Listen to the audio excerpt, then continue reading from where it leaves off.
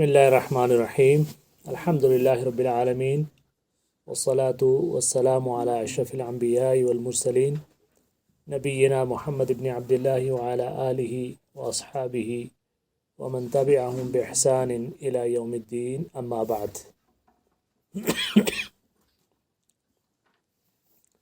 وعن ابی سعید الخدری رضی اللہ تعالی عنہ قال رسول اللہ صلی اللہ علیہ وسلم اذا جاء احدکم المسجد فلینظر فإن رأى في نعليه أذى أو قدرا فليمسحه وليصلي فيهما أخرجه أبو داود وصححه ابن خزیمہ۔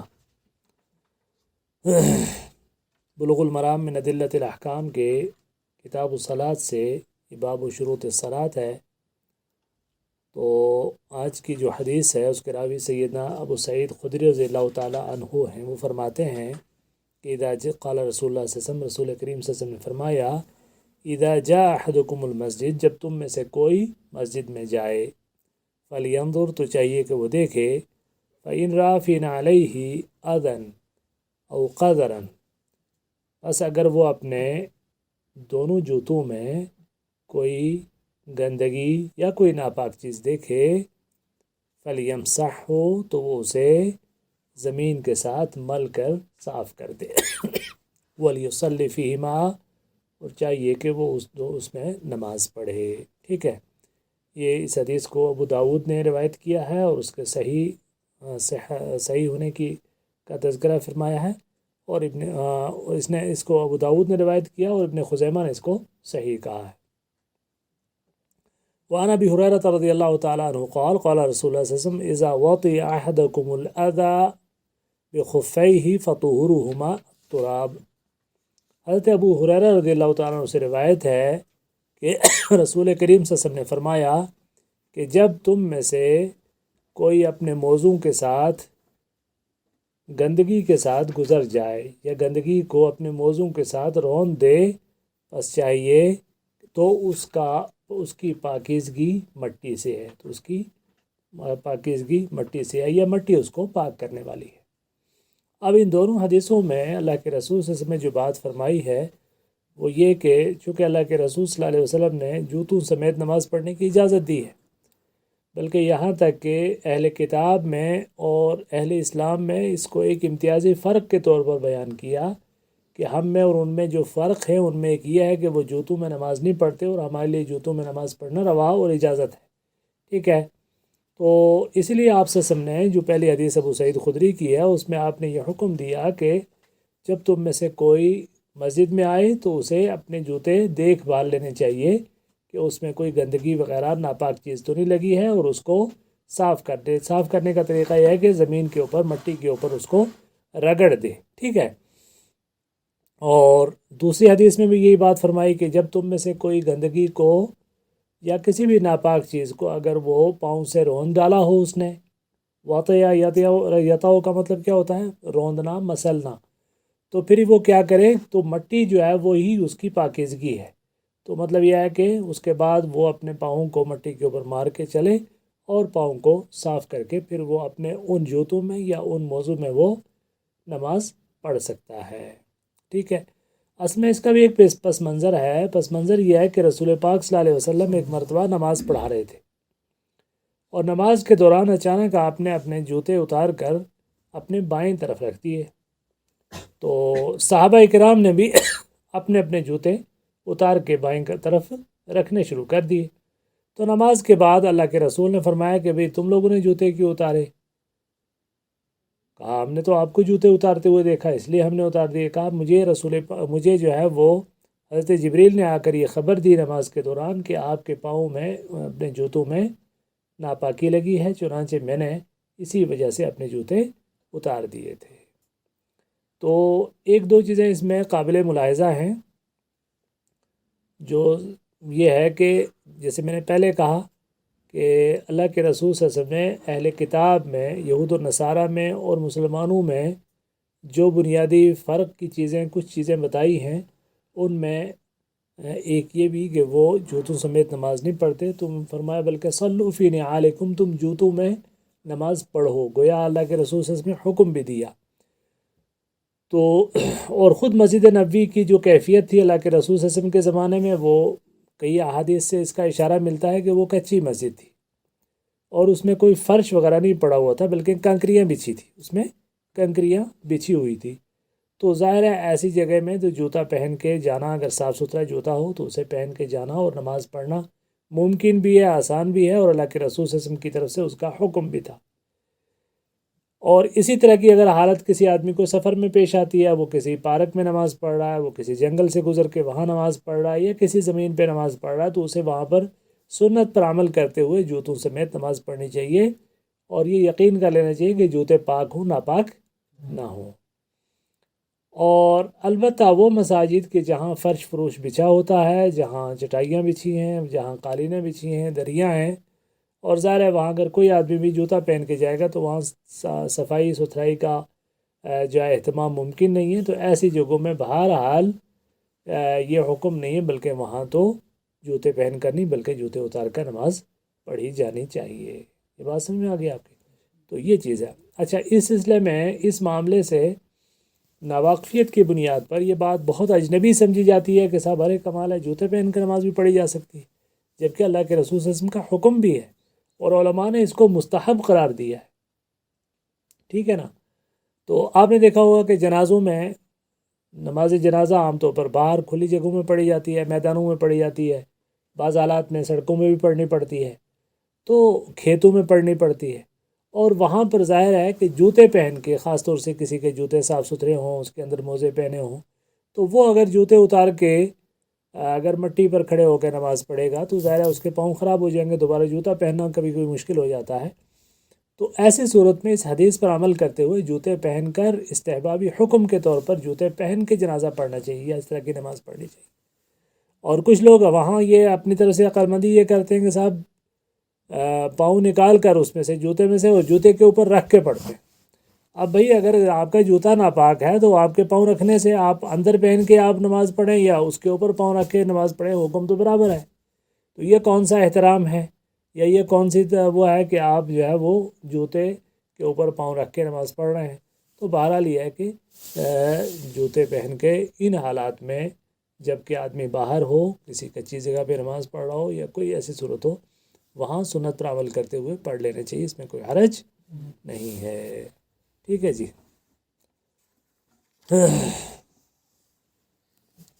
وعن معاوية بن الحكم رضي الله تعالى عنه قال قال رسول الله صلى الله عليه وسلم إن هذه الصلاة لا يصلح فيها شيء من كلام الناس إنما هو التسبيح والتكبير وقراءة القرآن، رواه مسلم۔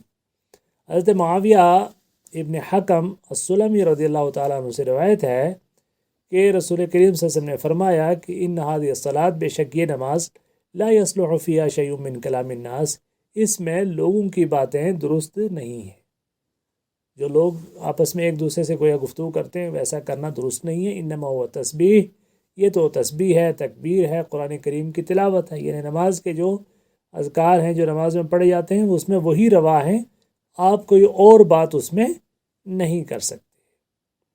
اگلی حدیث ہے زید بن ارقم رضی اللہ تعالیٰ عنہ انہ قال، حضرت زید بن ارقم سے روایت ہے کہ وہ فرماتے ہیں انا كنا لنتكلم في الصلاة على عهد رسول اللہ صلی اللہ علیہ وسلم، رسول اللہ صلی اللہ علیہ وسلم کے زمانے میں ہم نماز میں باتیں کیا کرتے تھے، یکلم احدنا صاحبہ بحاجتہ، اور ہم میں سے کوئی بھی آدمی اپنے ساتھی کے ساتھ اپنی ضرورت بھر کی بات کر لیتا تھا، حتی نزلت، یہاں تک کہ آیت نازل ہوئی حافظوا علی الصلوات والصلاة الوسطی وقوموا للہ قانتین، کہ نمازوں کی پابندی کرو، اور خاص طور سے درمیانی نماز کی یعنی نماز عصر کی، اور اللہ کے لیے فرمانبردار ہو کر کھڑے ہو جاؤ، اللہ کے لیے فرمانبردار ہو کے کھڑے ہو جاؤ۔ فَأُمِرْنَا بِالسُّكُوتِ وَنُهِينَا عَنِ الْكَلَامِ، تو ہمیں خاموش رہنے کا حکم دیا گیا اور ہمیں بات کرنے سے منع کر دیا گیا۔ متفق علیہ واللفظ لمسلم، یہ روایت بخاری اور مسلم کی ہے، اور یہ جو الفاظ ہیں یہ مسلم کے ہیں، ٹھیک ہے۔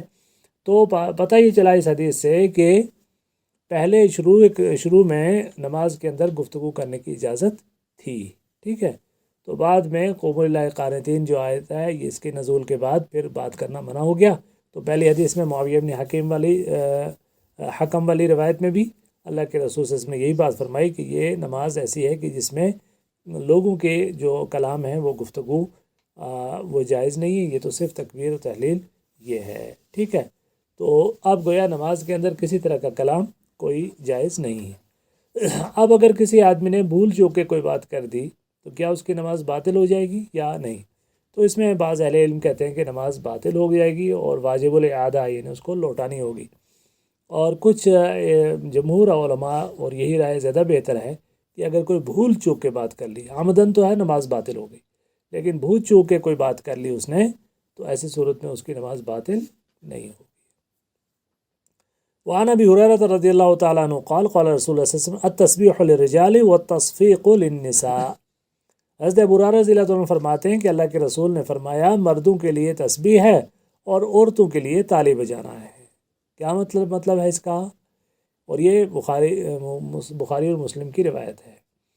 آپ کو پتہ ہے اللہ کے رسول صلی اللہ علیہ وسلم کے دور میں خواتین مسجد میں نماز پڑھنے کے لیے آتی تھی، ٹھیک ہے نا، اور ترتیب کے اعتبار سے پہلے مرد ہوتے تھے، پھر بچے ہوتے تھے، پھر عورتیں ہوتی تھیں۔ اب امام سے کوئی سہو ہو گیا ہے، کوئی بھول ہو گئی ہے، تو ایسی صورت میں مردوں کو کیا حکم ہے کہ وہ سبحان اللہ کہہ کے امام کو تنبیہ کریں کہ بھئی آپ سے غلطی ہو گئی ہے۔ اگر قرآن کی آیت میں غلطی ہوئی تو وہاں تو لقمہ دینا ہے، جس کو عربی میں فتح کہتے ہیں، مطلب لقمہ دینا ہے، اس کی آیت صحیح کرنی ہے۔ اور اگر وہ اس قیام قعود رکوع میں کسی چیز میں اس سے غلطی ہوئی ہے تو کیا کہنا ہے؟ سبحان اللہ کہنا ہے۔ لوگ اللہ اکبر کہتے نہیں کہ کیا کہنا ہے؟ سبحان اللہ۔ اب عورتیں بھی کیا سبحان اللہ کہیں گی؟ پیچھے سے سبحان اللہ چلائیں گی، تو ظاہر ہے عورتوں کی آواز جو ہے وہ مردوں کے اس طرح کے مکس گیدرنگ میں بلند نہیں ہونی چاہیے۔ اس حدیث سے یہ بھی پتہ چلتا ہے۔ تو اب وہ کیا کریں گی؟ وہ تالی بجائیں گی۔ کیسے تالی بجائیں گی؟ ہاں، اس طریقے سے وہ ایک ہاتھ کو دوسرے ہاتھ کی پشت پر یوں ماریں گے، وہ یوں تالی نہیں بجائیں گی بلکہ یوں بجائیں گے، ٹھیک ہے۔ تو یہ حکم ہے کہ وہ عورتیں اس اعتبار سے مردوں کو اور جائے امام کو متنبہ کریں گے، ٹھیک ہے جی۔ وعن مطرف ابن عبداللہ ابن الشخیر رضی اللہ تعالی عنہ عن ابیہ رضی اللہ تعالی عنہ قال رأیت رسول اللہ صلی اللہ علیہ وسلم یصلی وفی صدرہ عزیز کعزیز المرجل من البکاء۔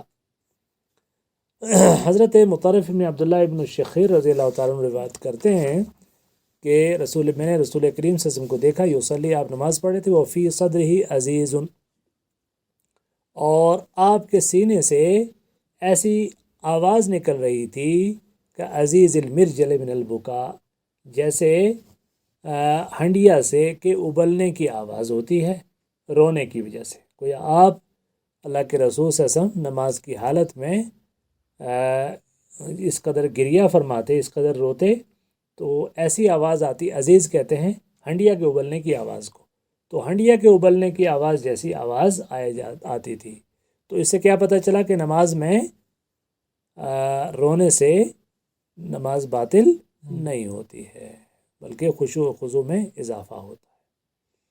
وعن علی رضی اللہ تعالی عنہ قال کان لی من رسول اللہ صلی اللہ علیہ وسلم مدخلان فکنت اذا اتیته یصلی تنحنح لی۔ حضرت علی رضی اللہ عنہ فرماتے ہیں کان لی من رسول اللہ صلی اللہ علیہ وسلم مدخلان، میرے لیے رسول پاک صلی اللہ علیہ وسلم کے پاس داخل ہونے کے دو وقت تھے، داخل ہونے کے دو وقت تھے۔ فکنت اذا اتیته، تو جب میں آتا آپ کے پاس، وہ یصلی، تو آپ اگر نماز پڑھ رہے ہوتے، تنحنح لی، تو آپ میرے لیے کھنکھارتے۔ تو میرے آنے کا اگر وقت ہو اور میں آیا ہوں اور اللہ کے رسول نماز پڑھ رہے ہیں تو پھر آپ جو ہے کھنکھار کر مجھے جو ہے متوجہ کرتے۔ تو اس کا مطلب یہ ہے کہ نماز کے اندر ضرورت بھر اگر اتنا کھنکھارنا بھی اگر پڑے تو اس میں نماز ضائع نہیں ہوتی اور نہ ہی جو ہے کیا کہتے ہیں اس کو نماز باطل ہوتی ہے، ٹھیک ہے جی۔ اچھا، وعن ابن عمر رضی اللہ تعالیٰ عنہ قال قال قلت لبلال كيف رأيت النبي صلى الله عليه وسلم يرد عليهم حين يسلمون عليه وهو يصلي قال يقول هكذا وبسط كفه۔ وعن ابن عمر رضی اللہ تعالیٰ عنہ، حضرت ابن عمر رضی اللہ عنہ سے روایت ہے کہ میں نے قلت لبلال، میں نے بلال سے پوچھا كيف رأيت النبي صلى الله عليه وسلم يرد عليهم حين يسلمون عليه، کیسے دیکھا تم نے اللہ کے رسول صلی اللہ علیہ وسلم کو کہ جب لوگ ان پر آپ پر سلام کہتے تھے تو وہ آپ کیسے سلام کو لوٹاتے تھے، سلام کا جواب کیسے دیتے تھے؟ کیا مطلب ہوا کیف یرد علیہم السلام حین یسلمون علیہ. تو یہ اب حضرت عبداللہ ابن عمر اپنے اس معلومات کے اضافے کے لیے پوچھ رہے ہیں کس سے؟ حضرت بلال سے. کبھی آپ تو بہت ساتھ رہے ہیں، آپ بتائیے کہ اللہ کے رسول کو اگر کوئی آدمی سلام کہہ رہا ہو تو آپ سلام کا جواب کیسے دیتے تھے؟ قال یقول ہاکذا وبسط کفہ. تو انہوں نے کہا کہ اللہ کے رسول ایسے کیا کرتے تھے اور انہوں نے اپنے ہاتھ کو پھیلا دیا. تو اس سے پتہ یہ چلتا ہے کہ اللہ کے رسول صلی اللہ علیہ وسلم نماز کے دوران اشارے سے جواب دے دیا کرتے تھے. اگلی حدیث پڑھیے، پھر بات واضح ہوتی ہے مزید.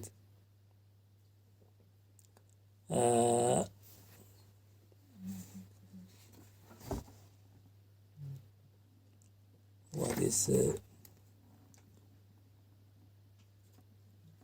ہاں، اب ایک حدیث جو ہے وہ حضرت عبداللہ ابن مسعود رضی اللہ تعالیٰ عنہ کی ہے. وہ کیا بتاتے ہیں کہ جب وہ ہجرت حبشہ کے بعد اللہ کے رسول صلی اللہ علیہ وسلم کو سلام انہوں نے کیا تو اللہ کے رسول صلی اللہ علیہ وسلم نے ان کے سلام کا جواب نہیں دیا. اب ان دونوں حدیثوں میں تطبیق یہ ہے کہ جیسے آپ نے وہ حدیث پڑھی کہ پہلے لوگوں کو نماز میں گفتگو کرنے کی بھی اجازت تھی، یا اگر کوئی آدمی سلام کرتا تھا تو حضرت عبداللہ بن مسعود فرماتے ہیں کہ میں اگر اللہ کے رسول کو سلام کرتا تھا تو آپ جواب دیتے تھے، لیکن ہجرت حبشہ کے بعد جب میں آیا تو آپ نے سلام کا جواب نہیں دیا. تو پتہ یہ چلا کہ زبان سے آپ نے جواب نہیں دیا کیونکہ یہ پہلے تھا، تو بعد میں آپ نے جیسے حضرت بلال نے فرمایا کہ ہاتھ کے اشارے سے جواب دیا کرتے تھے. کسی کے السلام علیکم کا وعلیکم السلام یہ نہیں، بلکہ ہاتھ کے اشارے سے. تو دونوں حدیثوں میں تطبیق کی یہ صورت ہے کہ حضرت بلال کا جو فرمان ہے کہ وہ گویا سلام کا جواب دینا باقی تھا، البتہ زبان سے جواب نہیں تھا، جیسے حضرت عبداللہ ابن مسعود کی روایت میں ہے. وعن ابی قتادہ رضی اللہ تعالیٰ عنہ قال كان رسول اللہ صلی اللہ علیہ وسلم يصلي وهو حامل امامة بنت زینب فإذا سجد وضعها وإذا قام حملها متفق علیہ وهو يؤم الناس في المسجد. حضرت ابو قتادہ رضی اللہ عنہ سے روایت ہے کہ رسول کریم صلی اللہ علیہ وسلم نماز پڑھ رہے تھے، وهو حامل امامة بنت زینب، اور انہوں نے سیدہ امامہ بنت زینب نام کی ایک بچی کو اٹھا رکھا تھا. فَإِذَا سَجَدَ، جب آپ سجدہ فرماتے، وَضَعَهَا، اس کے بچی کو نیچے رکھ دیتے، وَإِذَا قَامَ حَمَلَهَا، اور جب کھڑے ہوتے تو بچی کو اٹھا لیتے گود میں. متفق علیہ، بخاری اور مسلم کی روایت ہے، اور مسلم کے الفاظ ہیں وَهُوَ يُؤَمُّ النَّاسَ فِي الْمَسْجِدِ، اور آپ جو ہے مسجد میں نماز پڑھا رہے ہوتے، اس وقت آپ مسجد میں نماز پڑھتے. یہ امامہ کون ہیں جی؟ نواسی ہیں. ان کے والدین کا نام کیا ہے؟ والد کا نام ابو العاص ابن الربیع، اور ماں کا زینب بنت محمد صلی اللہ علیہ وسلم. تو یہ جو ہے اس حدیث سے یہ پتہ چلتا ہے کہ اللہ کے رسول صلی اللہ علیہ وسلم ضرورت بھر اتنی چیز بھی کر لیا کرتے تھے کہ بچی ہے، اس کو کوئی سنبھالنے والا نہیں ہے، جو بھی کیفیت ہو، تو اس کو آپ نے نماز کے دوران اس کو گود میں اٹھا کے نماز پڑھائی ہے. اب یہ وہ مسئلہ ہے کہ جو دوسرے بعض جیسے احناف وغیرہ کے ہاں اس کو عمل کثیر کہا جاتا ہے، اور وہ یہ کہتے ہیں کہ صاحب عمل کثیر کے حالت میں جو ہے نماز نہیں ہوتی، نماز کو یہ چیز باطل کرنے والی ہے. تو جبکہ حدیث یہ ہے، اور اس حدیث کا جواب انہوں نے مختلف انداز میں دیا ہے. ایک جواب یہ دیا ہے کہ یہ حدیث جو ہے وہ منسوخ ہے، دوسرا جواب یہ دیا ہے کہ یہ نفل نماز کی بات ہے، فرض کی بات نہیں ہے. تو مختلف باتیں، دیکھیے منسوخ ہونے کی کوئی دلیل موجود نہیں ہے، اور نفل کی بھی بات بھی نہیں. مسلم کے الفاظ واضح ہیں کہ وَهُوَ يُؤَمُّ النَّاسَ، آپ نماز پڑھا رہے تھے، ظاہر نفل کی نماز تو نہیں پڑھا رہے ہوتے ہیں، تو فرض نماز پڑھاتے ہیں. تو ان سب چیزوں سے پتہ چلتا ہے کہ یہ حکم باقی ہے، یہ ضرورت کے تحت یہ چیز باقی ہے کہ اس طرح کا کوئی بھی عمل کسی انتہائی ضرورت کے تحت کیا جانا روا ہے. البتہ غیر ضروری طور پر جو ہے نماز کے اندر کوئی عبث حرکت کرنا، اور خاص طور سے دونوں ہاتھوں کو جہاں ملوث کیا جا رہا ہو تو وہ درست نہیں. دونوں ہاتھ اس میں مثلا ہم کچھ لوگ پہلے یہ ہوتا تھا کہ افراد و تفرید کا حال یہ ہے کہ پہلے یہ ہوتا تھا کہ مسجد میں آپ کا موبائل بج رہا ہے اور پوری نماز میں سارا میوزک بج رہا ہے اور کوئی نماز ہاتھ جیب میں ہاتھ ڈال کے موبائل کا ہلکا سا بٹن بند کرنے کے لیے کوئی تیار نہیں کہ صاحب نہیں نماز خراب ہو جائے گی، ادھر سے ساری نماز مسجد کی نماز خراب ہو رہی ہے، لیکن جناب لوگ ہاتھ جیب میں ڈال کے جو ہے موبائل کو بند کرنے کے لیے تیار نہیں تھے۔ تو ایک تو یہ انتہا ہے۔ اب دوسری انتہا یہ ہو گئی جناب، اب صاحبان موبائل دیکھتے ہیں، اچھا کس کی کال ہے، ہاں ٹھیک ہے، وہ کرتے ہیں، بیٹھ جاتے ہیں، پھر اس کو بند کرتے ہیں اور پھر اس کے بعد جیب میں ڈالتے ہیں۔ یہ عمل کثیر ہے اور یہ نماز کو باطل کرنے والا ہے، اور یہ توجہ سے رکھیں، سنیں، یہ عمل کثیر ہے اور یہ نماز کو باطل کرنے والا ہے۔ ٹھیک ہے، آپ اتنا کر سکتے ہیں کہ آپ اپنا ہاتھ جیب میں لے جائیں اور اس کا کوئی ایک بٹن دبا دیں کہ جس سے آواز بند ہو جائے، کوئی ایک بٹن دبا دیں جس سے آواز بند ہو جائے، فوراً بند کر دیں۔ لیکن یہ صاحب آپ نکال کے اسکرین کو دیکھ رہے ہیں باضابطہ، اور پھر یہ الالتفات ہو فی الصلاۃ ہے، یہ نماز میں یہ ویسے ہی ہے کہ جیسے آپ نماز میں ادھر ادھر دیکھ رہے ہوں اور پھر دونوں ہاتھوں سے کر رہے ہیں، تو یہ بالکل ناجائز ہے اور یہ درست نہیں ہے۔ نہیں سائلنٹ کیوں کریں، خالی کسی ایک بٹن کو آپ ٹچ کر دیں جس سے آواز بند ہو جائے، بس نماز فارغ ہو جائیں، پھر فوراً چاہے سائلنٹ کریں، کچھ بھی کریں، لیکن نماز کے دوران اس سے زیادہ کچھ نہ کریں۔ ٹھیک ہے جی، اب اس باب کی آخری حدیث، وعن ابی ہریرہ رضی اللہ تعالیٰ عنہ قال قال رسول اللہ صلی اللہ علیہ وسلم اقتلوا الاسودین فی الصلاة الحیۃ والاقرب اخرجہ الاربعۃ وصححہ ابن حبان۔ حضرت ابو ہریرہ رضی اللہ عنہ سے روایت ہے کہ رسول کریم صلی اللہ علیہ وسلم نے فرمایا کہ دو کالی چیزوں کو، دو سیاہ چیزوں کو، جانوروں کو نماز میں مارو۔ کیا ہے؟ الحیہ سانپ، والاقرب اور بچھو۔ تو جو ایسی چیز کہ جو اتنی زیادہ ایذا رسان ہے، موذی ہے، کہ جس سے تکلیف پہنچ سکتی ہے آدمی کو بھی، اس نمازیوں کو بھی، تو نماز کی حالت میں ہی انہیں مارنے کا حکم ہے، اجازت نہیں بلکہ حکم ہے کہ اس کو گویا مارنے کی صورت میں نماز باقی ہے، نماز ٹوٹتی نہیں ہے۔ تو اس طرح کے بہت سارے اعمال ایسے ہیں کہ جو اللہ کے رسول صلی اللہ علیہ وسلم سے نماز کے دوران کرنے ثابت ہیں، کہ جو عمل کثیر والی جو حجت فقہا نے گڑھی ہے، اس کی بنیاد پر وہ کرنا جو ہے کہ بھی غلط ہے، ایسا نہیں ہے، اللہ کے رسول نے اجازت دی ہے اس کی۔ البتہ بہرحال یہ ہے کہ نماز میں کسی طرح کا عبث اور لغو حرکت کرنا، داڑھی سے کھیلنا، کپڑوں سے کھیلنا، یہ سب کچھ کرنا جو ہے یہ بالکل درست نہیں ہے، اور اسی طریقے سے موبائل کا معاملہ بھی احتیاط کریں۔ سبحانک اللہم و بحمدک، نشہد ان لا الہ الا انت، نستغفرک و نتوب الیک۔ صلی اللہ علیہ وسلم۔